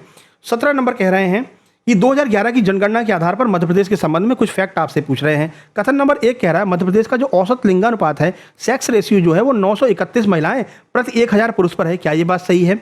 दूसरा, मध्य प्रदेश में अलीराजपुर जो जिला है इसकी साक्षरता दर सबसे अधिक है, क्या ये बात सही है? दोनों में से कौन सा सही है तो आपको बता दें, दूसरा ऑप्शन गलत हो जाएगा मेरे भाई, केवल ऑप्शन नंबर ए सही है। कथन नंबर 1 सही है, यानी कि ऑप्शन ए हमारा आंसर हो जाएगा। मध्य प्रदेश का औसत लिंगानुपात 931 है, बिल्कुल सही है, लेकिन सबसे ज़्यादा साक्षर जिला लिटरेसी रेट जो है वो अलीराजपुर की नहीं है, यहाँ पर तो सबसे कम है मेरे भाई। देखिए तो कथन 1 बिल्कुल सही है, 2011 की जनगणना के अनुसार लिंगानुपात 931 था। कथन 2 गलत है, क्योंकि अलीराजपुर की साक्षरता मध्य प्रदेश में सबसे कम है, ना कि सबसे ज़्यादा, लगभग 36 ही है। सर्वाधिक साक्षर कौन है? जबलपुर है 81% के साथ में। नंबर 1 पर कौन है? जबलपुर है। चलिए प्रश्न नंबर 18 देखिए, प्रश्न नंबर 18 में आपसे क्या पूछा जा रहा है, कह रहे हैं मध्य प्रदेश के गठन और पुनर्गठन के संबंध में कुछ प्रश्न आपसे पूछे जा रहे हैं। कथन नंबर 1 है स्वतंत्र भारत में मध्य प्रदेश राज्य का विधिवत गठन 1 नवंबर 1950 को हुआ था, क्या MP का गठन 1 नवंबर 1950 को हुआ था, ये बात सही है? या फिर वर्ष 2000 में छत्तीसगढ़ से अलग होने के बाद मध्य प्रदेश में कुल 50 जिले शेष बचे थे, क्या ये बात सही है? तो यहाँ पर जो है आपकी दोनों की दोनों बातें गलत हो जाएंगी मेरे भाई। 1950 में थोड़ी हुआ था, और 2000 में जब अलग हुए थे भाई 50 जिले तो अभी हुए हैं, अभी कुछ दिन पहले 50 जिले हुए हैं ना, मतलब कि 2-3 साल पहले हुए हैं। उसके बाद अब तो 54 के आसपास पहुंच गए, 55 जिले हो गए हैं वर्तमान में। लेकिन ये छत्तीसगढ़ से जब अलग हुए थे तब 50 जिले नहीं थे हमारे पास में, ठीक है। तो दोनों हमारा गलत हो जाएगा। बाकी आंसर की बात करें तो यहाँ पर आप देख सकते हैं, देखो दोनों कथन असत्य हैं। राज्य पुनर्गठन आयोग की सिफारिश पर MP का जो गठन हुआ था 1 नवंबर 1956 को हुआ था, ठीक है, 1950 को नहीं हुआ था। वर्ष 2000 में विभाजन के समय अविभाजित तो MP में टोटल 61 जिले थे जब हमारा छत्तीसगढ़ हमसे मिला हुआ था। जब छत्तीसगढ़ अलग हुआ तो ये 16 जिला अपने साथ में लेकर के चला गया, और MP में केवल 45 जिले जो हैं वो शेष बचे थे। तो विभाजन के समय हमारे पास में कितने जिले थे? टोटल 45 जिले हमारे पास में थे। चलिए 19 नंबर का क्वेश्चन देखते हैं। मध्य प्रदेश की लोक कलाओं के बारे में आपसे प्रश्न पूछा जा रहा है, इसके बारे में तो हमें बहुत जानकारी है सर। अच्छा चलो देख लेते हैं। कह रहे हैं मध्य प्रदेश का, कथन नंबर 1 है मध्य प्रदेश का राजकीय नाट्य माच मुख्य रूप से बुंदेलखंड अंचल का है, क्या ये बात सही है कि बुंदेलखंड का राजकीय नाट्य जो हमारा माचा है? या फिर मध्य प्रदेश का राजकीय नृत्य जो राई है, ये राई मुख्य रूप से बुंदेलखंड अंचल से संबंधित है, बताइए कौन सा इसमें सही हो जाएगा? तो केवल ऑप्शन 2 सही होगा। जो राई है ना, राई ये बुंदेलखंड का है, माचा बुंदेलखंड का नहीं है ना। तो राजकीय नृत्य जो है वो बुंदेलखंड का है, राजकीय नाट्य बुंदेलखंड का नहीं है। राजकीय नाट्य कहाँ है क्या, वो आइए हम यहाँ पर देख लेते हैं। कथन 1 गलत हो जाएगा, क्यों? क्योंकि लोकनाट्य माचा जो है मालवा अंचल की देन है, ना कि बुंदेलखंड की। तो माचा हमारा कहाँ का है? मालवा का है, बुंदेलखंड का नहीं है। बुंदेलखंड का क्या है? तो बेड़िया जनजाति के द्वारा किए जाने वाला प्रसिद्ध जो राई नृत्य है वो बुंदेलखंड अंचल की पहचान है, और इसे राजकीय नृत्य का दर्जा भी प्राप्त है, ठीक है। तो जो राई है ना वो बुंदेलखंड में बेड़िया जनजाति के द्वारा किया जाता है। चलिए 20 नंबर पर चलते हैं। 20 नंबर पर आपसे पूछा जा रहा है, देखिए कह रहे हैं आपको बताना मध्य प्रदेश की प्रथम जल परियोजनाओं के बारे में कुछ फैक्ट आपसे पूछ रहे हैं। चलिए देख लेते हैं। तो मध्य प्रदेश का पहला जो बांध है पगारा बांध, जिसका निर्माण 1927 में ग्वालियर जिले में किया गया था। क्या ये बात सही है? या फिर मंदसौर जिले में स्थित गांधी सागर बांध मध्य प्रदेश की पहली जल विद्युत परियोजना है। क्या ये बात सही है? तो जी हाँ मेरे भाई, ये दोनों की दोनों बातें बिल्कुल सही है। आइए इसके आंसर और डिटेल सॉल्यूशन की ओर चलते हैं। देखिए, तो दोनों कथन सत्य हैं। क्यों? आसन नदी पर बना पगारा बांध मध्य प्रदेश का सबसे पुराना और पहला डैम माना जाता है। वहीं चंबल नदी घाटी परियोजना के अंतर्गत बना गांधी सागर बांध प्रदेश का पहला सबसे बड़ा जल विद्युत और सिंचाई प्रोजेक्ट के अंतर्गत इसको माना जाता है। तो प्रो लेवल आपका यहाँ पर समाप्त होता है। तो 30 प्रश्न नॉर्मल लेवल के हो गए, नॉर्मल नहीं थे, है ना, ये मैं सोच रहा बहुत सरल थे, है ना। तो 30 प्रश्न वो हो गए, 20 प्रश्न प्रो लेवल हो गए। अब 10 प्रश्न आपके सामने अल्ट्रा प्रो लेवल के आ रहे हैं, जिसमें आपको मैच द फॉलोइंग के क्वेश्चंस देखने को मिलेंगे। चलिए यहाँ पर देखते हैं क्या लेवल है आपका, कितनी तैयारी आपकी एमपी जीके की है। ठीक है, चलिए शुरू करते हैं। और 60 में से कितने प्रश्न सही निकले हैं वो भी आपको कमेंट बॉक्स में कमेंट करना होगा। इसको थोड़ा सा छोटा करना पड़ेगा क्योंकि यहाँ पर मैच द फॉलोइंग वाले प्रश्न आ गए हैं। चलिए, कह रहे हैं कि सूची 1 को सूची 2 से सुमेलित करना है आपको। सूची 1 में क्या क्या दिया है पहले उसको देख लेते हैं। देखिए, तो सूची 1 में दिया है आपको राजकीय पशु दिया है, राजकीय पक्षी दिया है, राजकीय वृक्ष दिया है, राजकीय पुष्प दिया है। यानी कि ये आपको चारों नाम दिए गए हैं और चारों के वैज्ञानिक नाम आपको दिए गए हैं मेरे भाई। अब आपको मैच द फॉलोइंग करना पड़ेगा। बताओ कैसे मैच द फॉलोइंग करोगे? जानकारी होगी तभी कर पाओगे, नहीं होगी तो भाई तुक्का मार के आओगे, और तुक्का मार दिया तो माइनस में चले जाओगे मेरे भाई, है ना। चलिए देख लेते हैं।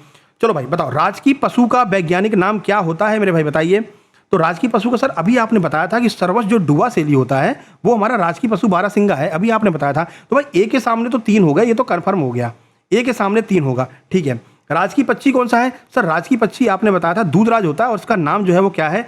टर्सीफोन पैराडाइसी हो जाएगा। यानी कि ये हमारा कंफर्म हो गया कि ए के सामने 3 आएगा और बी के सामने 1 आएगा। बाकी 2 अगर आपको नहीं भी आ रहे हैं तो भी आपको परेशान नहीं होना है। वैसे आपको बता देते हैं, सी के सामने आपका जो राजकीय वृक्ष है वो आपका फाइकस बेंगोलिस हो जाएगा, क्योंकि अभी आपको बताया था ना बेनियन ट्री, जिसे हम फाइकस बेंगोलिस कहते हैं। तो यहाँ पर सी के सामने आ गया कौन? 4 आ गया। तो बचा कौन? डी बचा, राजकीय पुष्प बेचारा, और उसके सामने ऑप्शन नंबर बी आ जाएगा, यानी कि 2 आ जाएगा। तो 3 1 4 2 ये हमारा आंसर होगा। कहां पर दिया गया है? ऑप्शन नंबर ए में ही दिया गया सर, 3 1 4 2। तो ऑप्शन नंबर ए हमारा सही आंसर हो जाएगा। इस तरह से मैच द फॉलोइंग आपको मिलने वाले हैं। ठीक है मेरे भाई, चलिए यहां पर भी आप तभी कर पाएंगे जब आपको डिटेल जानकारी होगी, है ना। तो देखो, राजकीय पशु बारहसिंगा का नाम सर्वस डुआ सेली हो गया।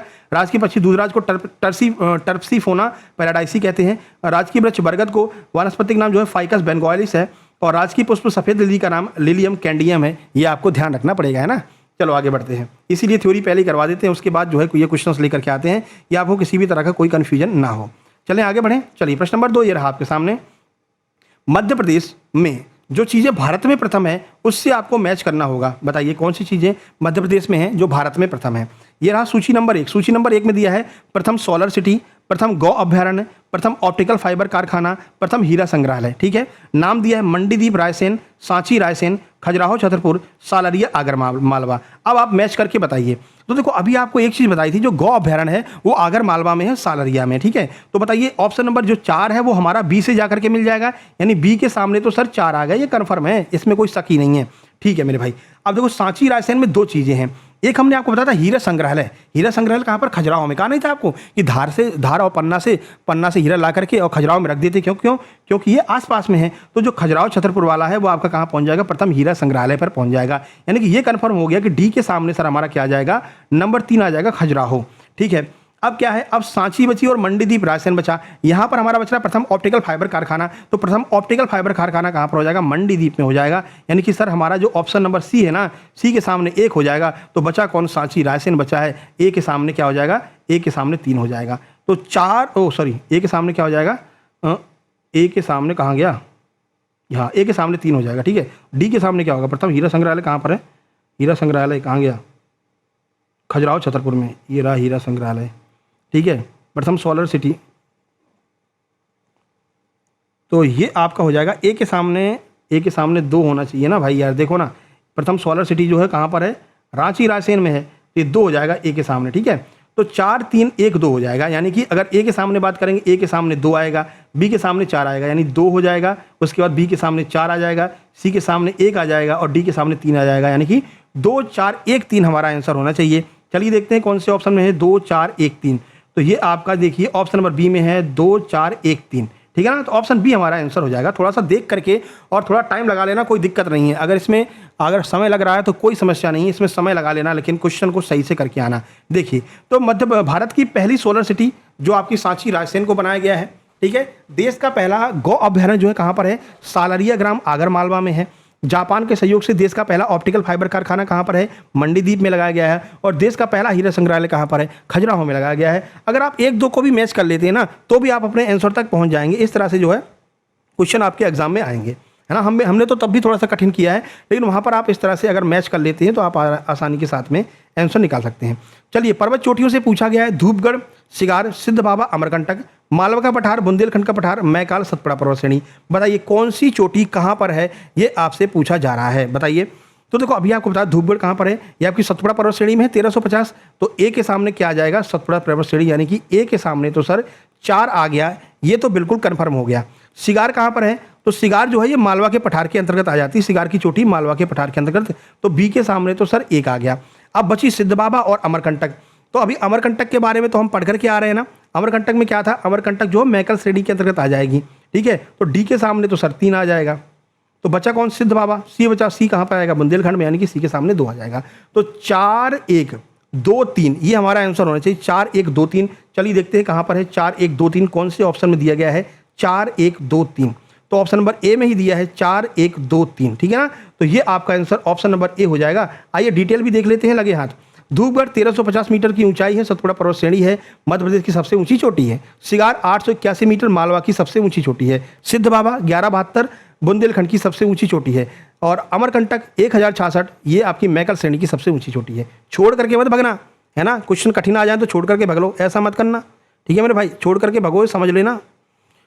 चलो अगला प्रश्न देखते हैं, लास्ट तक बने रहना आपको, है ना। चलिए, प्रश्न नंबर 4। प्रश्न नंबर 4 क्या कह रहा है, कह रहे हैं कि आपको मैच करना है जनगणना 2011 के तथ्य। क्या है, सर्वाधिक लिंगानुपात वाला जिला कौन सा है, न्यूनतम लिंगानुपात वाला जिला कौन सा है, सबसे ज़्यादा साक्षरता कहाँ पर है, न्यूनतम साक्षरता कहाँ पर है। तो भाई सबसे ज़्यादा और सबसे न्यूनतम अभी तो करके आए हैं भाई। सबसे ज़्यादा कहाँ पर है, सबसे ज़्यादा जबलपुर में अभी पढ़कर आए साक्षरता, तो ये तो जबलपुर हो गया। सबसे कम कहाँ पर, अलीराजपुर में, ये भी अभी पढ़ करके आए हैं, तो ये अलीराजपुर हो गया। अब कह रहे हैं कि न्यूनतम लिंगानुपात कहाँ पर है, भिंड में है। थ्योरी में बताया था भिंड में सबसे कम लिंगानुपात है, तो ये आपका बी वाला कौन सा हो जाएगा, कहाँ गया, भिंड, ये रहा भिंड। सबसे अधिक लिंगानुपात कहाँ पर है, तो ये बालाघाट में है, ये हो जाएगा, मैच हो जाएगा। अब चलो देख लेते हैं ABCD के सामने क्या आएगा, ABCD ऐसे लिख करके देख लेना, वहाँ पर गड़बड़ी हो जाती है ना। तो हमने अभी ए के सामने क्या मिला रखा है, सर्वाधिक लिंगानुपात कहाँ पर है, बालाघाट में, यानी ए के सामने तो सर 3 आना चाहिए। न्यूनतम लिंगानुपात वाला जिला कौन सा, भिंड हो गया, यानी बी के सामने तो सर 4 आना चाहिए। उसके बाद सर्वाधिक साक्षरता वाला जिला सर जबलपुर हो गया, यानी सी के सामने तो 1 आना चाहिए। और डी के सामने कौन बच गया, 2 हो गया। तो 3 4 1 2 ये होना चाहिए। आइए देखते हैं कहाँ पर है 3 4 1 2। तो ये आपका ऑप्शन नंबर सी में दिया गया है 3 4 1 2, यानी ऑप्शन सी हमारा आंसर होगा। आइए यहाँ पर आपको डिटेल बता देते हैं। देखिए, तो 2011 की जनगणना के अनुसार बालाघाट में सर्वाधिक लिंगानुपात 1021 है, भिंड में सबसे कम 837 है, साक्षरता सबसे ज़्यादा जबलपुर में 81 है, अलीराजपुर में सबसे कम 36.1 है। अभी आपको बताया था थोड़ी देर पहले ना, शायद प्रो लेवल में बताया था ना। चलो आगे बढ़े। अगला फिर से आपको सूची 1 को सूची 2 से मिलान करना है। हम जानते हैं कि आप लोग बीच में छोड़ करके भाग जाओगे, इसलिए 10 क्वेश्चन इसके रखे हैं। अब जैसा आपका कमेंट रहेगा, जैसा लाइक रहेगा, उसी आधार पर क्वेश्चंस को बढ़ाएंगे, ठीक है। चलिए अगला प्रश्न नंबर 5 कह रहे हैं कि आपको सूची 1 को सूची 2 से मिलाना। ये रही सूची 1, ये रही सूची 2। कह रहे हैं मध्य प्रदेश के प्रथम पदाधिकारियों को उनके नाम के साथ में मिला दो। प्रथम मुख्यमंत्री कौन है, पंडित रविशंकर शुक्ल है। लाओ मिला दो, कहाँ पर है पंडित रविशंकर शुक्ल, ये रहे। तो ए के सामने तो सर 2 आ गया, इसमें तो कोई कंफ्यूजन नहीं है। पहले राज्यपाल कौन है, पहले राज्यपाल से पट्टाभी सीतारमैया, आपने 1939 वाला पूरा केस बता दिया था हमको, है ना। तो बी के सामने कौन आ जाएगा, 4 आ जाएगा। चलो सी के सामने देखते हैं, प्रथम विधानसभा अध्यक्ष और प्रथम मुख्य न्यायाधीश। प्रथम मुख्य न्यायाधीश हमको पता है जस्टिस M हिदायतुल्लाह है सर, तो डी के सामने तो 3 आ जाएगा। डी के सामने कौन आ गया, 3, तो बचा कौन, 1 बचा। तो 2 4 1 3 हमारा मैच द फॉलोइंग होगा। चलो देखते हैं कहाँ पर है, 2 4 1 3, 2 4 1 3 ऑप्शन नंबर ए में हो जाएगा, 2 4 1 3। 1 नवंबर 1956 को राज्य गठन के बाद में पंडित रविशंकर शुक्ल पहले मुख्यमंत्री हो गए, पट्टाभी सीतारमैया पहले राज्यपाल हो गए, कुंजीलाल दुबे विधानसभा अध्यक्ष हो गए, M हिदायतुल्लाह पहले हमारे न्यायाधीश हो गए, ठीक है। आगे बढ़ें, चलिए प्रश्न नंबर 6 देखते हैं। ये रहा आपके सामने, यहाँ पर आपसे कुछ उद्योगों को मिलाने के लिए बोला गया है। सूची 1 को सूची 2 से मिलाइए, कौन सा उद्योग कहाँ पर है, ठीक है। चलो मिला लेते हैं भैया। देखिए कह रहे हैं एकमात्र स्लेट उत्पादक जिला, एकमात्र हीरा उत्पादक जिला, एकमात्र घड़ी कारखाना, एकमात्र छाता उद्योग। देखो हीरा तो अभी पढ़ करके आ रहे हैं ना, हीरा कहाँ पर है, पन्ना में, और कहीं पे है ही नहीं। तो बी के सामने तो सर 3 मिल जाएगा, यानी बी के सामने हमने लिख दिया क्या, 3 लिख दिया।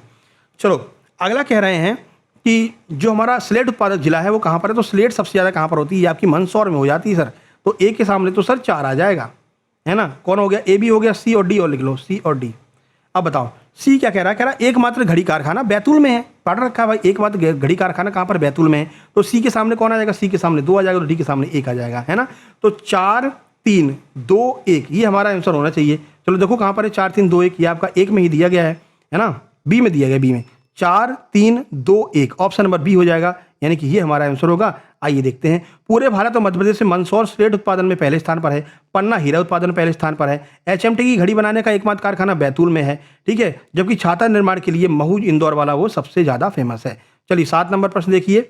7 नंबर प्रश्न में क्या कह रहे हैं, कह रहे हैं सीमावर्ती जिलों को मिला दो भाई, कौन सा जिला कहाँ पर सीमा बनाता है। चलो देख लेते हैं, छोटा करना पड़ेगा थोड़ा, है ना। देखो तो ये रहा सूची नंबर 1, ये रही सूची नंबर 2।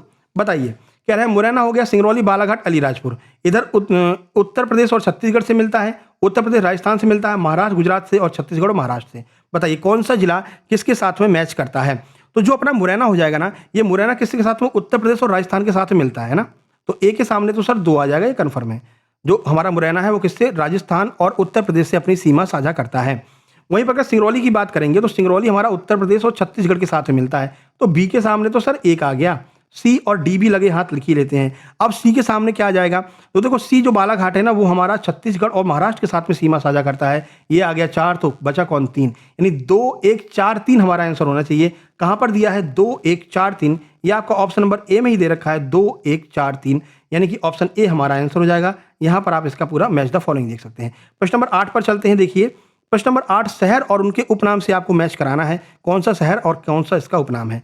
संस्कारधानी अभी पढ़ा कर रहा है, जबलपुर को संस्कारधानी विनोबा भावे ने कहा था, कहां पर जबलपुर, मिला दो इसको, ये रहा जबलपुर, यानी कि ए के सामने तो सर 3 आ जाएगा, ये कन्फर्म है, इसमें कोई डाउट नहीं है। ऊर्जा राजधानी पढ़ रखा सर, कई बार पढ़ रखा, सिंगरौली को ऊर्जा राजधानी कहते हैं, कहाँ है सिंगरौली, सबसे नीचे, तो बी के सामने तो 4 आ गया सर, इसमें भी कोई कंफ्यूजन नहीं है। अगला है ग्रीष्मकालीन राजधानी, और उसके बाद में है खेल राजधानी। तो भाई ग्रीष्मकालीन राजधानी और खेल राजधानी किसको कहते हैं, जल्दी से आप लोग जो है कमेंट बॉक्स में कमेंट कर दीजिए। तो ये आपकी जो ग्रीष्मकालीन राजधानी वो हम पचमढ़ी को कहते हैं, क्योंकि यहाँ पर बहुत ठंडक रहती है, पानी बरसता है। तो ये आपकी ए हो जाएगी, और डी के सामने क्या जाएगा, 2 हो जाएगा, जो आपका इंदौर हो जाएगा, यानी कि 3 4 1 2। कहाँ पर दिया है देखते हैं, 3 4 1 2, तो भाई 3 4 1 2 आपके ऑप्शन नंबर बी में दिया गया है, 3 4 1 2, तो बी ही हमारा आंसर हो जाएगा। यहाँ पर आपको पूरा सॉल्यूशन दिया गया है, आप देख लेना। 9 नंबर पर चलते हैं। 9 नंबर में आपको प्रतीक और उसके घोषणा वर्ष से आपको जो है मैच द फॉलोइंग करना है, ये कौन सी चीज को कब यहाँ पर घोषित किया गया था। चलिए, राजकीय पशु पक्षी एवं वृक्ष, तो ये भी आपको हमने बताया था, अपने 25वां जो स्थापना दिवस हुआ था उसमें हमने इसको जो है मिला लिया था। कब हुआ था, 1981 में। ये तीनों चीजें हमने मिला ली थी, तो ए के सामने तो सर 2 हो जाएगा, इसमें कोई डाउट नहीं है। राजकीय मछली जो महासीर है, राजकीय खेल मलखम्ब जो है, तो मैं राजकीय खेल मलखम्ब के बारे में आपको बताया था कि इसको 2013 में हमने जोड़ रखा है। तो भाई सी के सामने तो क्या हो गया, सी के सामने 1 हो गया, डी लिख लो और बी लिख लो, ठीक है। अब देखो आनंद विभाग की स्थापना कब हुई, और राजकीय मछली जो महासीर है इसको हमने कब घोषित किया था, तो जो महासीर है इसको हमने 2011 में घोषित कर दिया।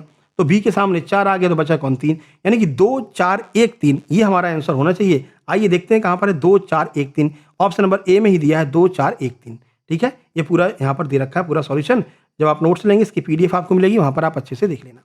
चले 10 नंबर पर चलते हैं। देखिए 10 नंबर क्या कह रहा है, पर्यावरण से संबंधित कुछ प्रश्न मिल गए हैं। एमपी के पर्यावरण, यानी कि एमपी की जो आपका बायोडाइवर्सिटी है, एमपी का पर्यावरण है, वहां से प्रश्न पूछे जा रहे हैं एमपी के एनवायरमेंट से। कह रहे हैं प्रथम राष्ट्रीय उद्यान, प्रथम बायोस्फीयर रिजर्व, प्रथम जीवाश्म उद्यान, प्रथम सर्प उद्यान, कौन सी चीज किसके साथ में मैच करेगी बताइए। पचमढ़ी, वन विहार, कानाकेसली, डिंडोरी। देखो वन विहार के बारे में आपको एक चीज बताई थी हमने कि पहला जो सर्प उद्यान है वो वन विहार में ही बनाया गया था ना। तो वन विहार कहाँ पर है, तो कहाँ गया सर्प उद्यान, यानी कि जो आपका ऑप्शन नंबर डी हो जाएगा, वो डी तो भाई 2 से मिल जाएगा, भोपाल वाले वन विहार से, यानी कि डी के सामने तो सर 2 आ गया, तो डी के सामने हमने 2 लिख दिया। प्रथम राष्ट्रीय उद्यान कान्हा बताया था अभी आपको, तो ए के सामने क्या आ जाएगा, ए के सामने तो सर 3 आ जाएगा। चलो अब बचता है प्रथम बायोस्फीयर रिजर्व, और उसके बाद में प्रथम जीवाश्म। तो जीवाश्म तो सर घुघुआ में है ना, तो ये आपका सी के सामने 4 आ गया, तो बचा कौन, 1, बी के सामने 1 हो जाएगा, यानी कि 3 1 4 2 हमारा आंसर होगा। कौन से ऑप्शन में दिया है, 3 1 4 2, चलिए देख लेते हैं। 3 1 4 2 ये आपका ऑप्शन नंबर सी में दिया है, 3 1 4 2, ऑप्शन सी हमारा आंसर हो जाएगा। और आप यहाँ पर देख सकते हैं कि भाई 1955 में कान्हा-किसली राज्य का पहला राष्ट्रीय उद्यान बना, 1999 में पचमढ़ी को प्रदेश का पहला बायोस्फीयर रिजर्व घोषित किया गया, प्रदेश का पहला जीवाश्म कौन हो गया, घुघुआ हो गया, सर्प उद्यान कौन हो गया, जो आपका भोपाल में वन विहार है वो पहला जो है सर्प उद्यान हो जाएगा। तो इस तरह से आपके 60 प्रश्न पूरे होते हैं। जल्दी से कमेंट बॉक्स में कमेंट करना। बाकी जिन लोगों ने नोट्स ले रखे हैं उनका आप जो है रिएक्शन यहाँ पर देख सकते हैं। इनका जो है जेल अधीक्षक का एग्जाम था, इनका क्या कहना है? सर आपके नोट्स से बहुत सारे क्वेश्चन आए थे, आपका बहुत बहुत धन्यवाद सर। एक और है, इनका भी जेल अधीक्षक डिप्टी जेलर का एग्जाम था। 84 क्वेश्चन इनके सही हैं, 11 क्वेश्चन गलत थे, फिर भी इनके लगभग आप मान के चलिए कि 82 के आसपास नंबर आए हैं, है ना। इनका क्या कहना है?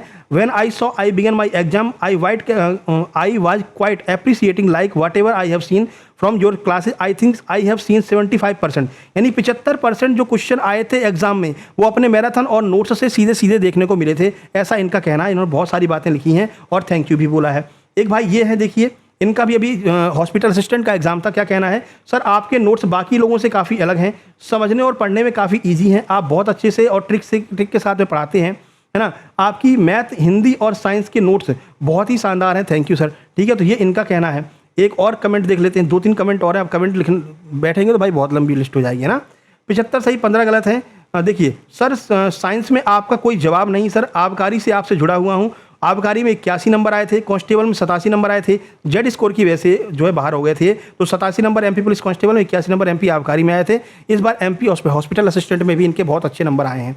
ठीक है, उसके बाद में इनका देखिए सर आपके पारिस्थितिकी वाले से 4 क्वेश्चन सीधे सीधे फंसे थे, प्रैक्टिस सेट से मैथ भी आए थे, थैंक यू सर। तो मैथ जो है अपनी 10 प्रैक्टिस सेट जो हमने कराए हैं उसमें से मैथ के सीधे सीधे क्वेश्चन एग्जाम में देखने को मिले हैं। इसी तरह से आपके आने वाले जितने भी एग्जाम हैं, चाहे वो मध्य प्रदेश आहारता परीक्षा हो, चाहे वो आपका एमपी ग्रुप 2 सब ग्रुप 4 का एग्जाम हो, कृषि विस्तार अधिकारी का एग्जाम हो, या फिर आपका एमपीएसआई एमपी पुलिस कांस्टेबल हो, उसमें भी आपको हमारे नोट्स से सीधे सीधे प्रश्न एग्जाम में देखने को मिलेंगे। और बाकी प्रैक्टिस तो हम आपकी यूट्यूब पे करवा ही रहे हैं। और आप जब हमारे नोट्स लेंगे तो नोट्स के साथ में ही आपको इसकी भी पीडीएफ मिलती रहेगी। जब आपको paid Telegram group, premium group में जोड़ दिया जाएगा, तब आपको वहाँ पर ये सारे नोट्स जो है, सारे प्रैक्टिस सेट भी आपको मिलते रहेंगे, पूरी हम नोट्स भी आपको प्रोवाइड कराएंगे। ठीक है ना। तो अभी 199 का ऑफर चल रहा है, इसको जल्दी से जल्दी ले लीजिए, नहीं तो जैसे ही पुलिस की वैकेंसी आएगी, एमपी पुलिस इसमें से अलग होगा, एमपीएसआई के नोट्स अलग मिलेंगे, है ना, और कृषि विस्तार अधिकारी के अलग मिलेंगे। अभी सारे साथ में मिल रहे हैं, तो जल्दी से ले लीजिए। 50 लोग ऐड हो चुके हैं, 100 के बाद में ये जो है इसकी प्राइस बढ़ सकती है। तो 50 लोग और बचे हुए हैं, 50 ऐड हो गए हैं। जल्दी से आप टॉप 50 में आ जाइए